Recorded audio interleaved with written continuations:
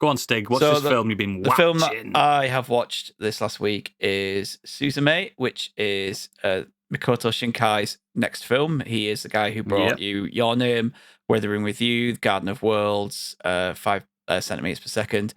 And all I can say is this film is absolutely stunning. I didn't get on with Weathering with You. You all know how much I love Your Name, but this is definitely a return to form. I think it centers around a young girl called Suzume. That's the best way I'm going to pronounce it.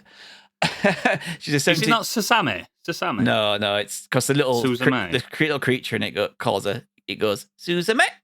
Right. So fair enough. But I'm not going to pronounce it like that every time I say it.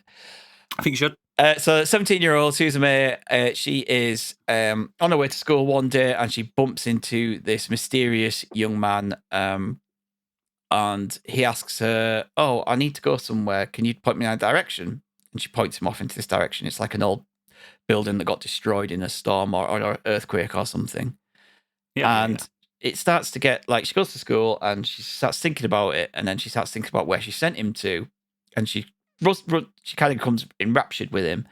And so she decides to leave school, and she goes up to there, and she finds in the middle of this it's like an old shopping centre, that there's this mysterious door in the middle of it.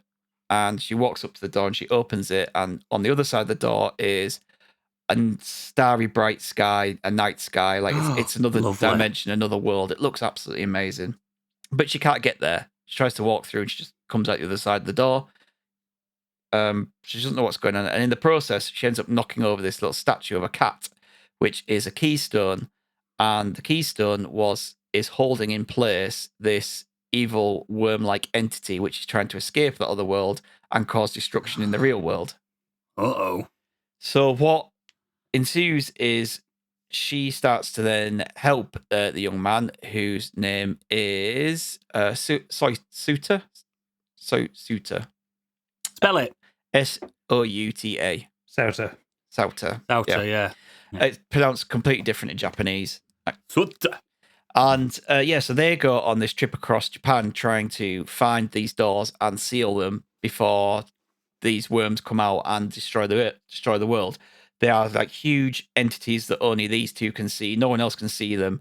And the rest of Japan think that it's just earthquakes, but it's not. It's like literally this entity that rises in the air and slams itself into the ground, killing people. Nice.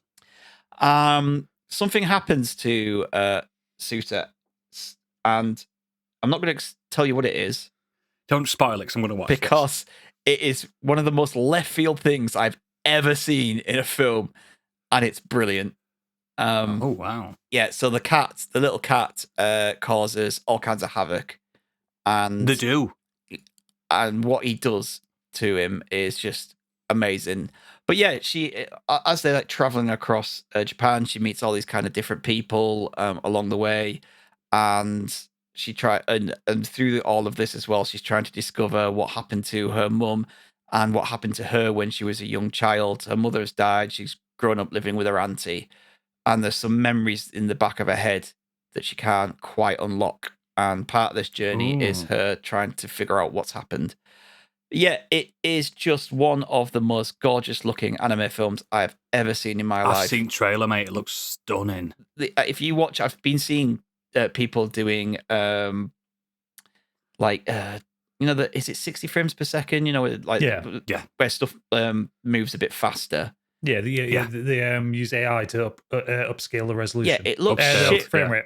It looks shit when it's real people, but people have been uploading clips from this film in it. It does look better in animation. Man, it looks so good. It's smooth as fuck, so good. Yeah, and the music again is by Radwimps and Kazuya Shinkuji, and this is like the third time that he's worked with them. The soundtrack is incredible.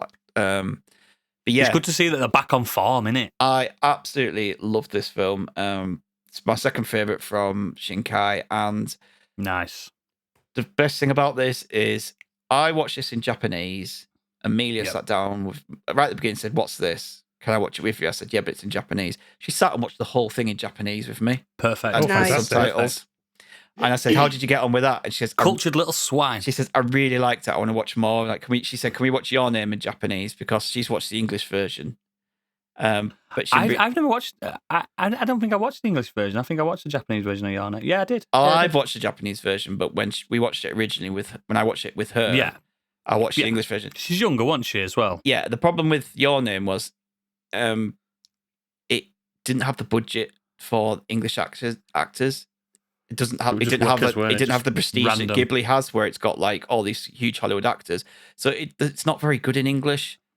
Yeah. I don't know about this one. I'm not even going to bother watching it in English. No. Get her onto Ghibli in Japanese as well, because there's something about especially like Spirited Away. The performances in Japanese are so much better than the English I performances. don't know what it is, but they just the I like the English acting in Ghibli. I mean, really it is- do. it is No, good, no, I'm but saying they're good at it, but there's something about the Japanese acting in it. the emotion always comes through more with Japanese Yeah. in these Yeah, films. because it's designed that way, isn't Yeah. it? That's probably why. But it's also Yeah, animated lovely. animated against them as well, whereas the English dub is having to speak to the film.